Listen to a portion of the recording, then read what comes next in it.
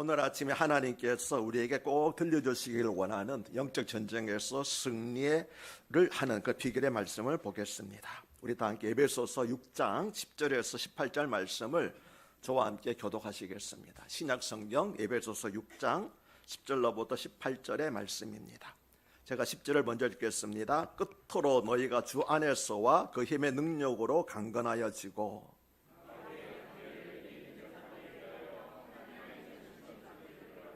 우리의 씨름은 혈과 육을 상대하는 것이 아니요 통치자들과 권세들과 이 어둠의 세상 주관자들과 하늘에 있는 악의 영들을 상대함이라.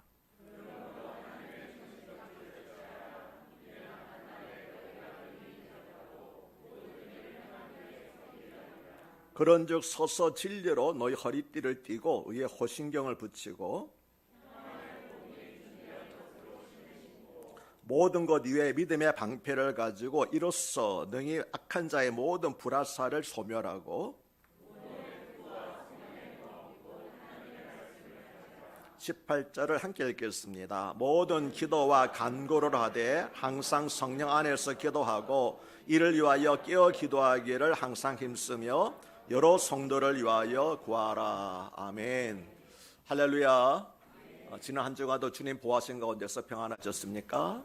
예, 서로 돌아보면서 인사하시겠습니다. 오늘 자리가 가득한 것 같습니다. 잘 들어오셨습니다.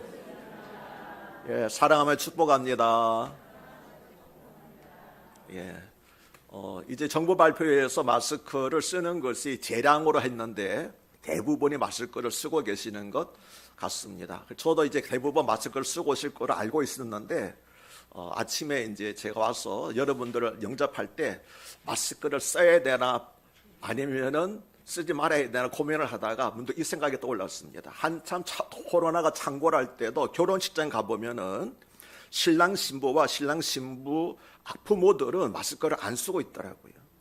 그래서 제가 교회 아버지는 아니지만 그래도 교회 대표자로서 하객들을 우리 청년 아직 손님들은 아니지만 여러분들을 이렇게 인사하는 입장에서는 내가 당연히 마스크를 벗어야 되겠다 그런 생각을 가지고 제가 마스크를 벗고 여러분들을 영접을 했습니다. 그래서 제가 생각하는 거는 다른 영접위원들도 영접하는 그 특권을 가지고 다음 주일부터는 마스크를 벗고 영접해 주시면은 활짝 웃는 얼굴. 그래서 전에 마스크를 쓸 때는 사람들이 억지로 웃지 않아도 좋다고 그런 뭐 장점이 있다고 그랬는데 그래도 이제 한번 웃으시고 하면 얼마나 보기 좋겠습니까? 그래서 영접위원들 그리고 찬양팀들도 이제 호흡이 좀 이렇게 힘들 텐데 마스크 벗고 해도 되지 않을까? 제 생각입니다. 여러분도 강요는 아니니까 그냥 자유롭게 선택하시면은 되겠고, 왜 목사님은 마스크를 안 썼나 혹시 오해할 분이 계실 것 같아가지고 쓸데없이 제가 높아심으로 말씀을 드렸으니까 이해해 주시기를 바랍니다. 오늘 설교 본문의 순서에 따라서 에베소서가 되겠습니다. 다음 주일은 뭘까요? 구약성경 스가랴서를 합니다. 설교 제목 미리 알려드리면은 큰사나 평지가 되리라고 하는 그런 말씀입니다. 내일 다음 주 설교 다 들었으니까 안 나와도 되겠구나 그렇게 생각하지 마시길 바라고요. 제가 어저께 주보를 올려드리면서 실수를 하나 했습니다. 보통 설교 요약을 보내드리는데 어제는 보시면 아시겠지만 설교 원문을 보내드렸어요. 그래서 굉장히 길지요. 그래서 여러분이 보신 분들은 오늘 하는 설교가 거기에 내용 그대로입니다. 그렇다라 할지라도 졸지 마시고 귀 기울여 들어주시기를 바랍니다. 사도 바울 당시에 에베소는 서아시아, 지금의 터키, 지금 터키라고 그러고 튀르키예라고 그러더만요. 튀르키예의 중심 도시였습니다. 바울은 2차 전도 여행 중에 잠시 이곳을 들렀었고 3차 전도 여행 때는 본격적으로 이곳에서 사역을 하였습니다. 그래서 3년 동안 머물면서 겸손과 눈물로 교회를 개척하고 목회를 하였습니다. 특히 두란노 소원에서의 2년 동안의 제자 양성은 가장 모범적인 사역으로서 에베소뿐만 아니라 주위의 다른 도시들에서도 많은 제자들이 찾아와서 바울에게 양육을 받았고 그 결과로 그 주변에 있는 교회들, 갈라디아 교회라든지 골로새 교회라든지 많은 교회들이 세워지게 되었습니다. 그런데 당시 에베소 지역에는 혼합주의적인 세속 종교와 인본주의적 학문들이 팽배해 있었다고 합니다. 또 율법과 복음과의 관계, 유대인 성도들과 이방인 성도들과의 관계 등 갈등 요소가 적지 않았습니다. 바울은 그래서 이들에게 바른 신앙과 바른 교회관을 심어줄 필요를 느꼈습니다. 그래서 주 60년경 로마에 있는 옥중에서 실제로 정확히 말하면 연금 상태였는데 이때 이 편지를 썼습니다. 에베소서는 서신 중의 여왕이라고도 하고 가장 영적인 서술이라고 하는 평가를 받는, 어떻게 보면 영적인 깊이에 있어서는 로마서를 능가하는 그런 책이라고 알려지고 있습니다. 바울은 이 편지를 쓸 때 로마에서 연금 상태에 있었습니다. 다행히 외부와 완전히 단절되지는 않았고 비교적 접견이 자유로운 상태에 있었습니다. 이러한 바울의 연금 상태에 대해서는 사도행전 28장 30절과 31절에서 바울이 이태를 즉 2년을 자기 셋집에 머물며 자기에게 오는 사람을 다 영접하고 하나님의 나라를 전파하며 주 예수 그리스도에 관한 모든 것을 담대하게 거침없이 가르치더라고 기록하고 있습니다. 다른 데는 나가지를 못하지만 자기가 새를 든 집에서 살면서 물론 군사들과 감시를 받고는 있지만 그래서 비교도 자유롭게 생활을 했다고 하는 것을 보여주고 있습니다. 바울은 연금 상태에 있던 자기를 방문한 사람들에게서 에베소 교회의 소식도 들었을 것입니다. 그래서 에베소에 편지를 보냈는데 이 서신은 에베소 교회에 보낸 것이지만 아울러 모든 교회 공동체에 전하는 메시지였습니다. 읽어보면 우리와 같은 이방인 신자들에게 초점을 맞춘 것 같은 그런 인상을 받습니다.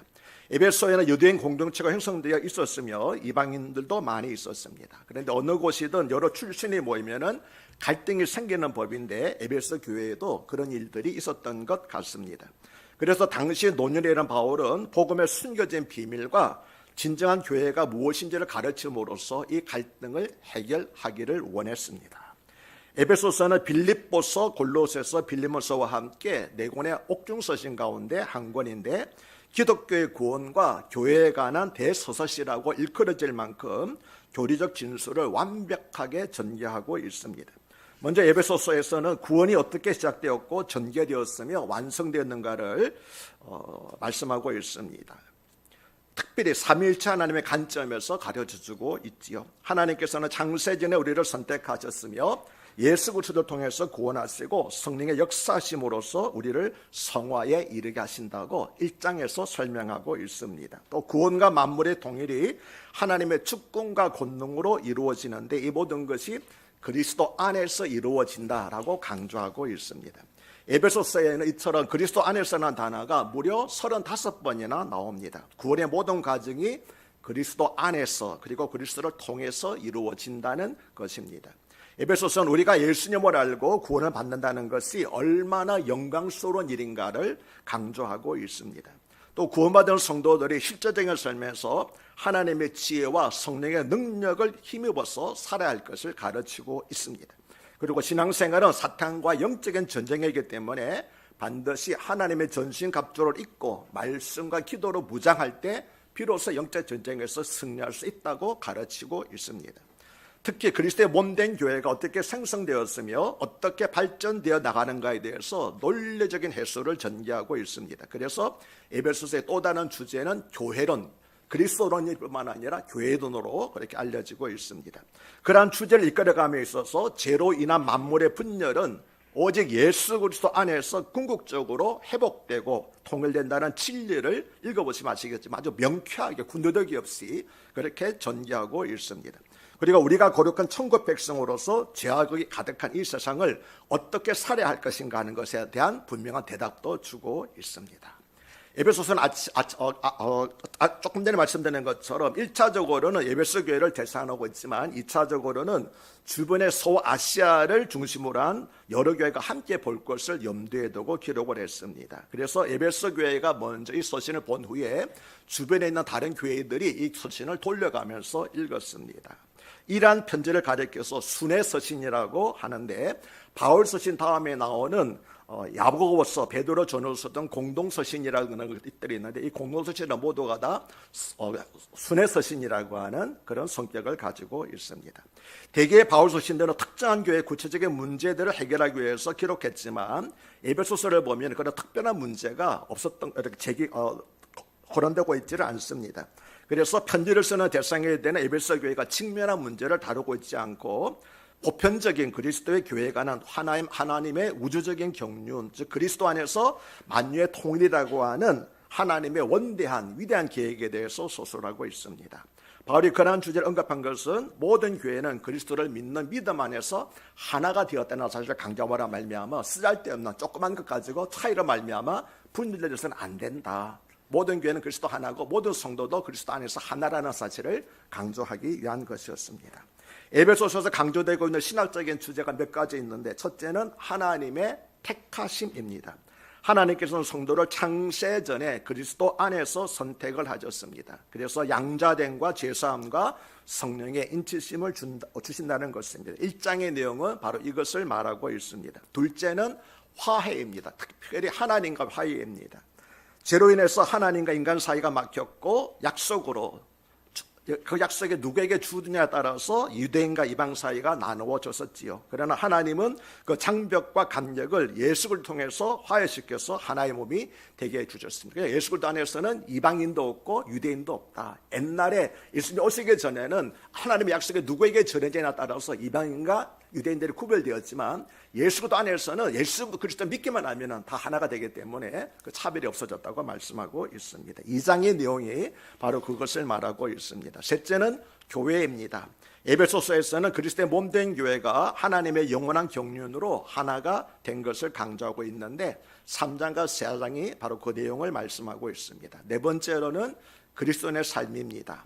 에베소서는 모든 그리스도인이 남편과 아내, 부모와 자녀, 주인과 종의 관계에서 그리스도 안에서의 삶을 살아야 함을 강조하고 있습니다. 조금 전에 우리 이강선 장님이 기도한 것에 말씀한 것처럼 말씀을 듣고 그냥 말씀 안에 머무는 것이 아니라 그 말씀을 가지고 바깥으로 나가 살아야 될 것을 말씀하고 있습니다. 5장과 6장의 내용이 바로 그 사실을 말하고 있습니다. 이러한 에베소서를 크게 두 부분으로도 나눌 수 있는데 1장에서 3장은 그리스도 안에서 이미 이루어진 구원을 강조하고 있고, 그리스도 4장에서 6장은 하나님께서 성령을 통하여서 이루고 가시는, 그러니까 1장에서 3장은 이미 우리에게 이루어진 것을 말하고 있고 4장에서 6장은 성령께서 지금 우리 가운데서 이루고 가시는 일들, 하나님의 역동적인 사역을 말씀하고 있다라고 하는 그런 특징을 가지고 있습니다. 오늘은 후반부에서도 영적 전쟁에서 승리할 수 있는 비결을 제시한 오늘 본문 에베소서 6장 10절에서 18절을 중점적으로 살펴보겠습니다.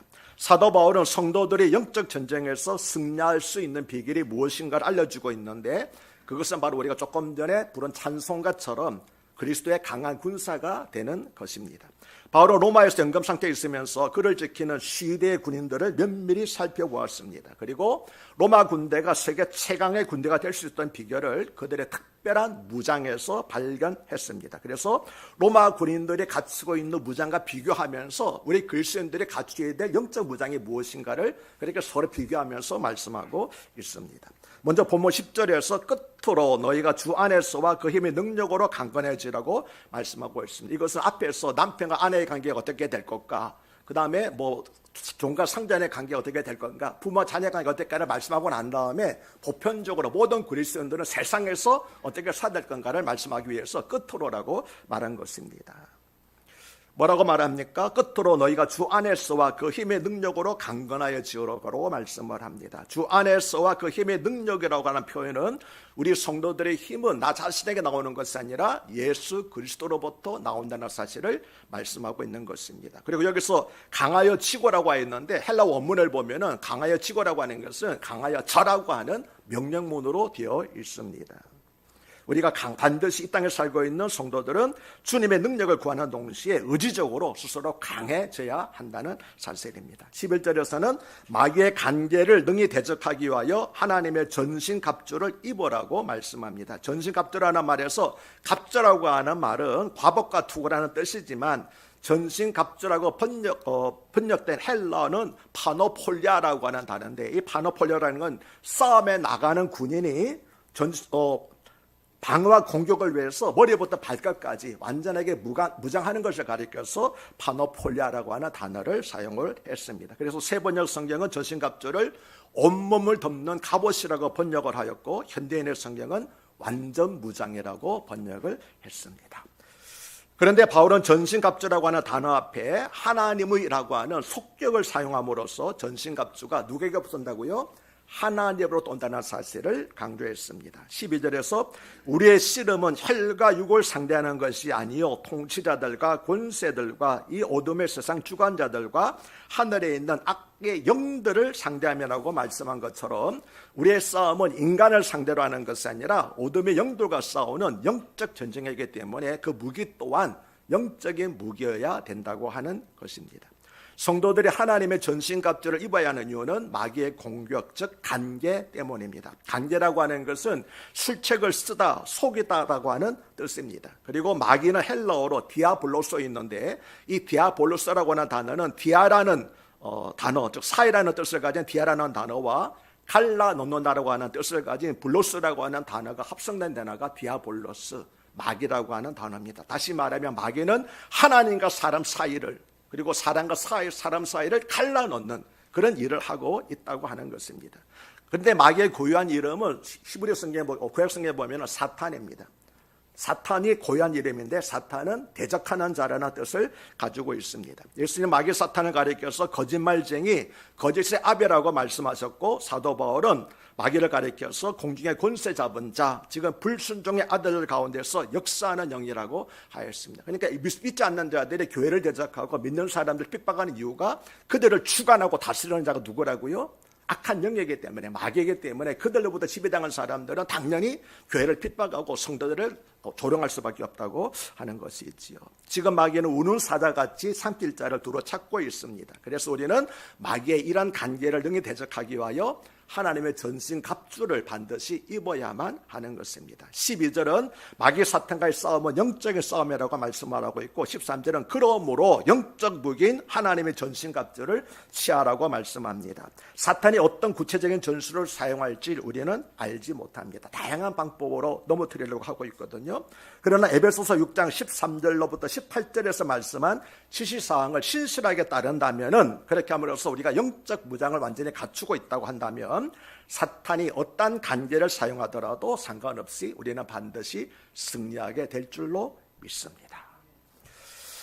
성도가 취해야 될 첫 번째 무장은 진리의 허리띠라고 하는 것입니다. 사탄은 거짓의 아비이기 때문에 우리는 무엇보다도 거기에 상대하는 진리로서 무장해야 한다는 것이죠. 여기서 진리는 무엇입니까? 살아서 역사하시는 하나님의 말씀을 가리키는데, 예수님께서 요한복음 17장 7절에서 아버지의 말씀은 진리이니라고 말씀하셨기 때문에 여기서 말하는 진리는 하나님의 말씀을 가리킵니다. 그런데 진리의 허리띠를 띠기 위해서는 우선 멈춰서야 됩니다. 달려가면서는 허리를 뛸 수가 없잖아요. 여러분, 허리를 띠를 어떻게 됩니까? 일단 허리띠를 띠기 위해서는 서가지고 이렇게 떼야 되잖아요. 여러분들이 세상길을 달려가면서 허리띠를 뛸 수는 없습니다. 진리 허리띠를 띠기 위해서는 여러분은 일단 가는 길을 멈춰 서야 됩니다. 그리고 자신을 돌아봐야 됩니다. 내가 지금 어느 길에 서 있는지, 어디를 향해 갖고 있는지.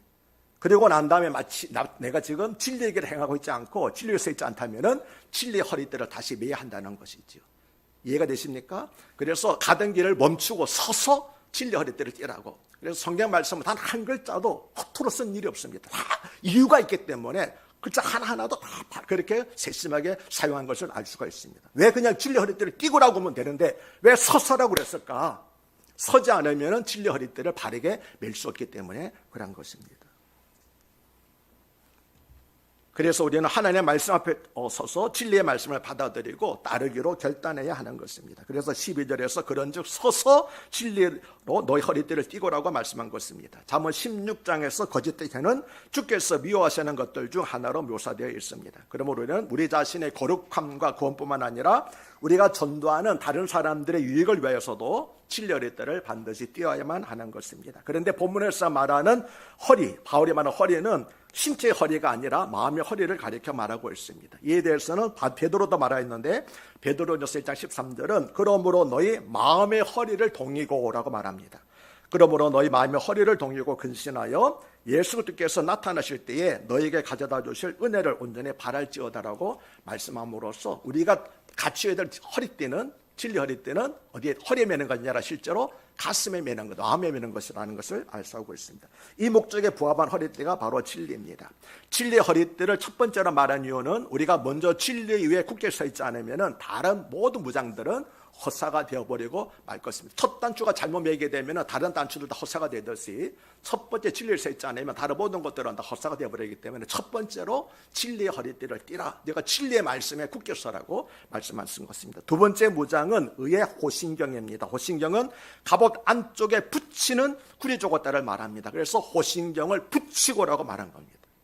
많은 사람들은 호신경이 단순히 갑옷을 알고 있는데 그게 아닙니다. 호신경은 갑옷 안에 붙이고 있는 구리 조각대를 말하고 있기 때문에 성경은 구리 조각대를 붙이고라고, 호신경을 붙이라고 그렇게 말씀을 한 것입니다.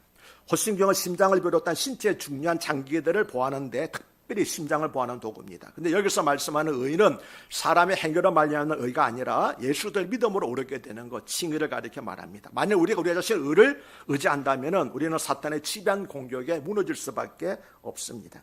그러나 예수님으로 만들어진 호신경을 붙이면 사탄의 낙타로운 정죄의 칼을 등이 막아낼 수가 있습니다. 이 의 호신경은 사탄의 고소고벌로부터 우리 마음에 보여주고 그의 공격으로부터 우리 가장 기쁜 것을 안전하게 지켜주고 있습니다. 우리가 잘 알고 있는 마틴 루터가 종교개혁을 행할 때에 한나는 꿈을 꾸었습니다. 하나님의 법정급을 썼는데 고소자가 누구냐면 마귀입니다. 마귀가 사탄 이렇게 루터에 대해서 제약에 대해서 쭉 열거하는데 이거 루터가 잊어버리고 있던 어릴 때부터 지금도 살아가면서 제약들을 쭉 열거하는데 그 사탄이 정죄하는 걸 들어보니까 마틴을 생각할 때 저런 죄라면은 나라 당연히 지옥 갈 수밖에 없겠구나. 그래 벌법을 떨었습니다. 그래서 마틴 루터가 두려운 마음으로 하나님 어찌하면 좋겠습니까? 그랬더니 하나님께서 하시는 말씀이 저 마귀가 엄지손가락으로 가리고 있는 맨 밑을 봐라. 그래서 루터가 마귀에게 나 잠깐 손가락 들어가지고 네가 가리고 있는 마지막 부분 보여달라고 그랬더니 그러나 내가 예수 그리스도의 피로 이 모든 것을 용서하노라. 그렇게 돼 있더랍니다. 아멘이십니까? 우리가 우리 자신의 의를 지지하게 되면 그렇지 않습니까? 신앙생활 하다가도 저도 한 번씩 뭐 이렇게 잘못을 범하잖아요. 그럴 때마다 네가 목사냐? 네가 그래 뻔뻔스럽게 그 양심 가지고 교인들에게 잘하라고 안 할 수가 있어? 그런 정죄를 받습니다. 그럼 또 앞에 생각, 이거는 마귀가 정죄라는 거죠. 또 목사로 하여금 주눅 들어서 설교하지 못하고 발음을 하지 못하게. 네가 죄인인데 뭐 죄인들에게 뭐 어떻게 하라고 말할 수 있어? 그 마귀가 속삭입니다. 그래서 제가 다시 한번 다짐하게 되는 거죠. 아니야, 내 죄는 주님으로부터 용서받았고 하나님께서 나를 주의 진리의 말씀을 전하러 가셨으니까 내가 나를 중심하는 것이 아니라 주님의 의를 설교해야 되겠다. 그런 다짐받게 되는 것이죠. 아멘이십니까? 그래서 여러분들 다 반드시 의의 허신경을 붙이시기를 주 이름으로 축복합니다. 세 번째 무장은 평안의 복음입니다. 신발을 움직임을 용이하게 할 때 필요하지요. 그러므로 평화의 복음을 신는다고 하는 것은 기회가 오면 언제든지 평화의 복음을 전파하기 위해서 준비하라고 하는 것입니다.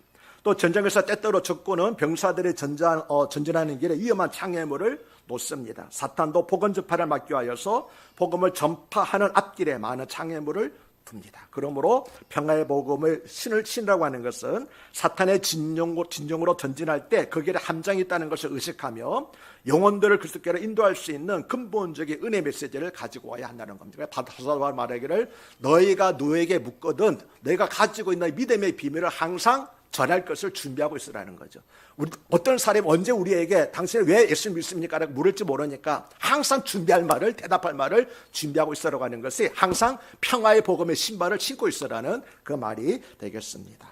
그래서 우리는 항상 평화의 복음을 신고 때를 얻든지 못 얻든지 모든 사람에게 평화의 복음을 전해야 하는 것입니다. 네 번째 무장은 믿음의 방패입니다. 여기서 믿음은 하나님의 말씀과 사랑과 구원과 권능과 보호된 전적의 신뢰를 의미합니다. 나 자신을 믿는 것은 신념이고 하나님을 믿는 것은 믿음입니다.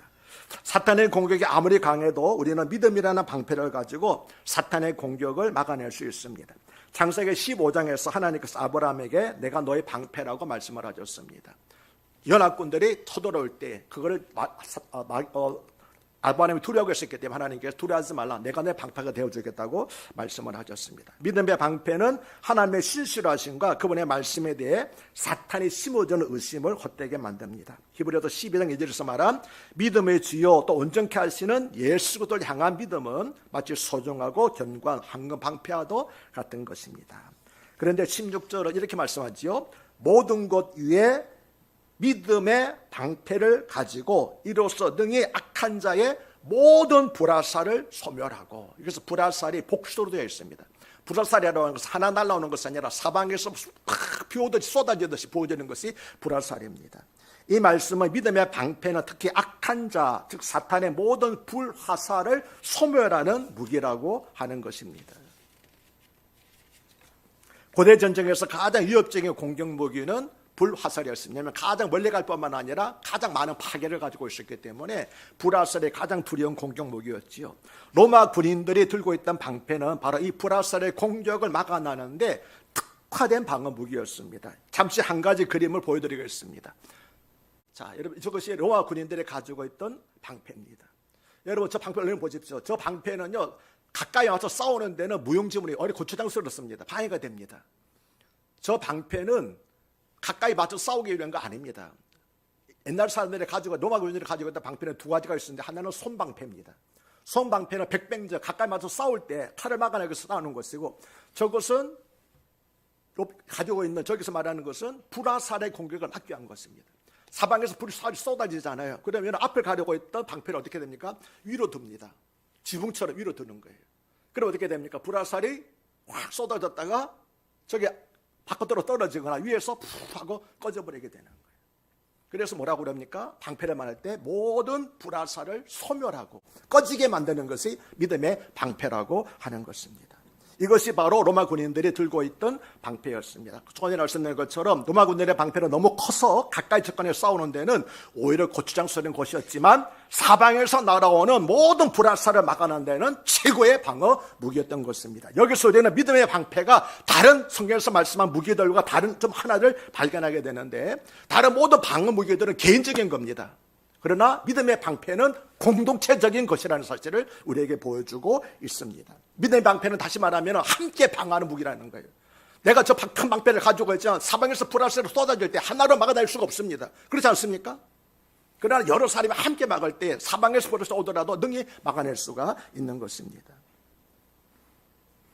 사탄은 지금도 불화살 같은 여러 가지 시험으로 성도들을 공격하고 있습니다. 그런데 그 시험들을 성도 혼자서는 도저히 감당하기가 어렵습니다. 그래서 서로 믿음을 격려해 주는 것이 필요한 것입니다. 히브리서 10장 24절부터 26절에 또 약속하신 이는 믿으시니 우리가 믿는 도리의 소망을 움직이지 말며 굳게 잡고 서로 돌아보아 사랑과 선행을 격려하며 모이기를 피한 어떤 사람들의 습관과 같이 하지 말고 오직 권하여 그날의 가까움을 볼수록 더욱 그래 하는 말씀은 바로 이 사실, 서로 어렵고 힘든 사람들을 내버려 두지 말고 서로 협력해서 권면해서 함께 승리하자 하다는 것이죠. 이제 불교는 무엇입니까? 혼자 승리하는 거잖아요. 혼자 고맞는 거잖아요. 모두 다 버리고. 그러나 기독교는 뭡니까? 강한 자, 약한 자를 도와가지고 함께 오른쪽에 들어가는 것이 우리 기독교 신앙인 줄로 믿습니다. 그래서 믿음의 방패는 특별히 우리에게 중요한 그리고 귀한 무기가 되는 것입니다. 그러므로 사랑하는 여러분, 주의 어려움 시험을 당하고 있는 분이 계시다면 알아서 이겨내겠지라고 방해하지 말고 반드시 혼자 찾아가서 믿음으로 격려해 주시기를 바랍니다. 그리고 여러분도 어려운 시험을 당하면 혼자 이겨내려고 하지 말고 반드시 주위의 믿음의 사람들, 특히 교회 지도자들에게 기도로 도와달라고 요청하시기 바랍니다. 왜냐하면 사탄의 불같은 시험은 결코 혼자서는 이겨낼 수 없기 때문입니다. 교회 목자가 왜 있습니까? 여러분을 위해서 중보기도 하라고 있는 겁니다. 하나님께 왜 저 여러분 주변에 믿음의 동료를 세워주셨습니까? 어려울 때 함께 기도하라고 세워주신 줄로 믿습니다. 다섯 번째 무장은 구원의 투구입니다. 투구는 로마 군인들이 착용했던 청동으로 만든 머리 보호용 방어 무기입니다. 군의 투구는 머리를 보호하고 몸의 가장 중요한 부분을 지켜줍니다. 이것은 우리의 사고방식이 보호를 받아야 한다는 사실을 의미하고 있습니다. 머리는 지각에 머무는 자리로서 영생에 대한 분명한 소망의 복음을 붙잡을 때 거짓 기료와 사탄의 유혹이 자리 잡을 수 없다는 사실을 말씀하고 있습니다. 우리 교회에도 몇몇 사람들이, 이상한 사람들이 왔었잖아요. 그런데 오래 머무르고 한두 주 만에 또는 몇 달 만에 떠나는 경우가 있었습니다. 제가 보니까 우리 교인들이 워낙 단단하게 걸숙되어 있기 때문에, 우리가 구원의 투구에 확신하기 때문에 이단들 스스로 판단할 때 이 교회는 수치 보니까 안 되겠구나라고 그렇게 떨어져 나갔다고 그렇게 저는 생각을 하고, 여러분이 굳은 믿음 지켜주신 것을 감사한 마음으로 생각을 합니다. 우리 교회는 결코 이단이 발붙일 수 없는 그런 교회가 될 수 있도록 여러분 단단히 구원의 확신 가운데 말씀으로 무장하시기를 주의 이름으로 축복합니다. 아멘.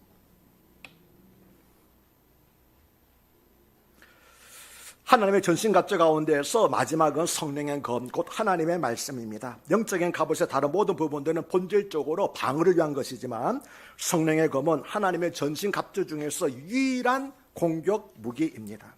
그것은 하나님의 말씀의 거룩함과 능력에 대한 것입니다. 히브리서 4장 12절은 하나님의 말씀은 살아있고 활력이 있어 좌우에 날 수 어떤 것보다 예리하다고 말씀합니다. 그러므로 이것보다 더 큰 영적 무기는 우리에게 없습니다. 하나님의 말씀은 우리가 가질 수 있는 가장 큰 공격적인 무기이며 적을 물리칠 수 있는 유일한 것이기 때문에 하나님의 아들인 예수님조차도 마귀로부터 시험받을 때 내가 너에게 명하노니 말씀 안 하시고 하나님의 말씀이 이렇다라고 하나님의 말씀으로 마귀를 물리쳤습니다. 하물며 우리가 어떻게 해서 우리 스스로 힘으로 마귀를 물리칠 수 있겠습니까? 예수님처럼 우리도 하나님의 말씀으로 마귀를 대적할 수가 있는 것입니다. 그러므로 항상 성령의 하나님의 말씀을 깊이 묵상함으로써 마음 생각에 하나님의 말씀으로 무장되어 있어 어떤 사탄의 시험과 유혹도 이겨내시는 여러분 되시기를 바랍니다. 마지막으로 18절은 모든 기도와 간구를 하되 항상 성령 안에서 기도하고 이를 위하여 구하기를 항상 있으며 여러 성도를 위하여서 구하라고 말씀합니다. 우리는 하나님의 전신갑주를 입는 것 외에도 성령으로 기도해야 됩니다. 기도는 하나님으로부터 영적인 힘을 얻는 파이프, 능력의 파이프, 수단이기 때문에 게을리해서는 안 됩니다. 기도 없이는, 그리고 하나님 의지함이 없이는 영적 전쟁에서 우리의 모든 노력은 헛되고 수포로 돌아갈 것입니다. 하나님의 전신갑주와 기도는 하나님이 우리에게 주신 도구이며 이를 통해서 우리는 영적으로 승리할 수 있고 사탄의 모든 공격과 유혹을 물리칠 수가 있습니다. 우리는 모두 영적인 군사들로 부름을 받았습니다. 다시 말하면 우리가 살아가는 현장은 영적 전쟁터입니다. 세상에는 방학이 있지만 휴식이 있지만 영적 전쟁에서는 방학도 없고 휴식도 없습니다. 우리가 싸울 대적은 오직 마귀이기 때문입니다. 성경 보면 마귀는 얼마나 부지런한 자입니까? 여러분 욥기 1장 보면 뭐라고 되어 있습니까? 하나님의 천사들은 다 하늘에 있는데 마귀는 세상을 돌아다니고 있습니다. 마귀는 부지런한 자입니다. 왜 돌아다닙니까? 시험할 자를 찾고 다니는 겁니다. 아주 부지런합니다. 그래서 이 마귀, 우리 영적 전쟁에서는 방학이라는 거 없고 휴전이라는 것이 없는 거예요. 그래서 우리가 항상 깨어 기도하고 해야 되는 겁니다. 진리의 허리띠, 의의 호심경, 평안의 복음의 신, 믿음의 방패, 구원의 도구, 성령의 검인, 하나님의 말씀, 이렇게 하나님의 전신갑주로 무장한 후에 항상 기도함으로써 치열한 영적 전쟁에서 승리하시는 우리 근사는교회 성도님들이 되시기를 주 이름으로 축복합니다. 할렐루야. 하나님 아버지, 오늘 말씀을 통하여서 우리가 이기게 하시는 것, 모든 영적 전쟁에서 이기게 하시는 것, 사탄의 모든 유혹을 물리칠 수 있는 것을 깨닫게 해주시니 감사합니다. 많은 무기들이 필요하지만 하나님 간절히 바라고 있는 것은 우리 모든 성도님들이 믿음의 방패를 가지고 서로 돕는 사는과 선행을 격려하고 어려운 가운데 있는 사람들을 돌보는 가운데서 한 사람도 실족하고 떨어져 나가는 분들이 없도록 그런 교회가 되게 하여 주시옵소서. 우리 주 예수 그리스도를 받들어 간곡히 기도드리옵나이다. 아멘. 감사합니다. 우리 다 함께 나를 받아옵소서 찬양하시면서 헌금봉을 합니다.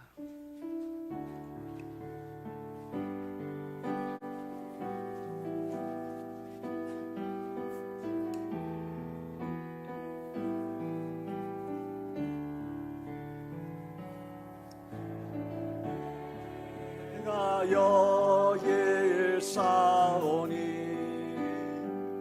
나를 보내소서. 나의 마음 나의 몸 주께 드리오니 주 받으옵소서.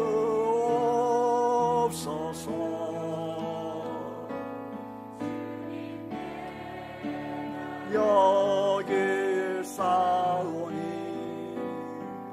나를 주소서.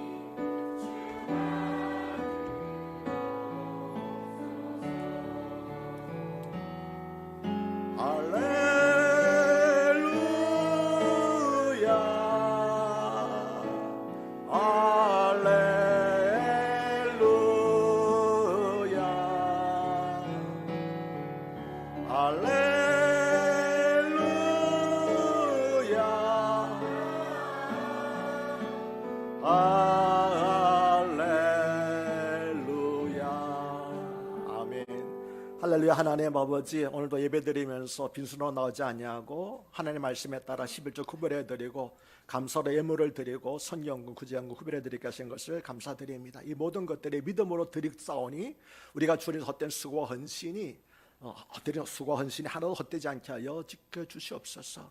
특별히 하는 11조 기회가 주시는 말미암아 우리 모든 삶이 주의 것이 없나니 악한 마귀에게 하나도 빼앗기지 않게 하실 때에 우리의 몸도 생명도 가정도 자녀들도 산업도 오직 주의 영광만을 위해서 쓰임받을 수 있도록 하여 주시옵소서. 감사한 드리면서 기도제만 담아드렸습니다. 구하고 생각하고 후에 넘치도록 하시는 하나님의 풍성한 은혜를 체험하는 분들이 되게 해주시기를 바라고 원하옵고, 선교 헌금과 구제 헌금 위에 드렸사오니 선교사님들과 미자립 목회자들이 힘과 위를 얻게 해주시고 장애를 비롯한 사회 소외된 분들도 위로받게 하여 주시옵소서. 우리 사는 큰 성교 성도님들에게는 하늘의 큰 복을 주심으로 말미암아 축복의 통로로 살아가는데 부족함이 없도록 하여 주시옵소서. 그렇게 해주시길 바라고 원하올 때에 우리 주님 예수 그리스도의 이름 받들어 감사하며 축복하며 기도합나이다.